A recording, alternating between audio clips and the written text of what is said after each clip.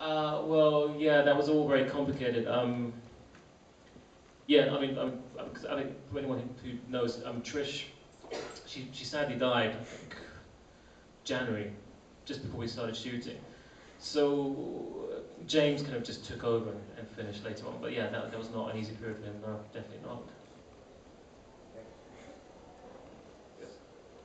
Well, I found it interesting in the film how when Toby Jones's insanity reaches its peak, he actually begins speaking Italian. So I wonder if you could comment that, and then was that Toby Jones actually speaking Italian? I think he just got his guidebook out and he wasn't so lazy anymore. He just spent a bit more time working on it. But no, there are some reasons for his character switching to Italian, which I think part of it is, it sounds like a cop-out for not saying it, but I think it's really beautiful when you read reviews and someone comes up with something you never even thought of. But one of the reasons, which is quite concrete, was, I mean, I'm sure, I don't know if any of you know that a lot of those soundtracks were completely artificial. So I don't know why, but in Italy, even Fellini's films, you just get anyone in from all over the world, from the former Yugoslavia, from America, whoever you could get, and they'd all speak to each other in their own languages, or even speak in numbers. And they'd completely erase the soundtrack and do a clean Italian dub and a clean English dub, and that was it. And I remember someone telling me, because of that nature, that the crew just didn't care. You'd often hear the crew members talking about what they're going to eat for dinner that evening, and which was very distracting for the actors. But because of these clean soundtracks, sometimes they just get jumbled up in distribution. So quite often, like the third reel will just switch to Italian from English, or vice versa. And even on DVD, I watched Lizard in a Woman's Skin, which is a fantastic Fulci film, and it just switched language like 40 minutes in. And I just thought, wow, this is actually, it's really annoying, but really incredible.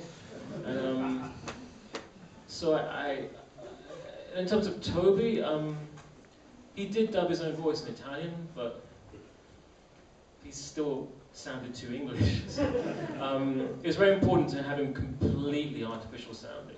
And yeah, so we had an Italian called Massimo. There were many Massimos in this film who dubbed him. I remember when I worked at a video store, and we'd get people who would come in and rent Italian films, and they'd ask if it was dubbed, and sometimes we only had a dubbed version. Like, oh no, I don't want to watch it, it's dubbed. I'm like, but the film is dubbed into Italian. And even up until around like 1994, 95 in Hong Kong, all films were shot silently and then done in post, because Hong Kong is so loud on the street, you'd never be able to get good takes. And so they'd be constantly rewriting films in the editing room, so during post. Do we have anyone else here? Don't be shy. Yes? This is a two-part question. What sort of challenges did you face shooting in a single location and keeping it interesting? And how's lunch? Can I just talk about my lunch only? Do you know what? I got it wrong with the lunch. I had to do some interviews. So later that will happen, but I can talk about it maybe when I come back.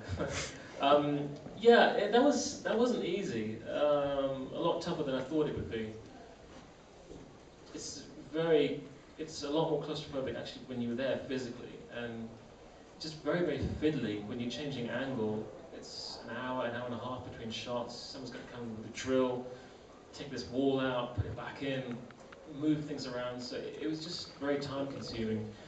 And everyone's just doing this all the time and getting in each other's way and bumping into each other. So, but I think beyond that, how to make it not interesting, but just not too stagnant with the change of angle. And you don't have many options.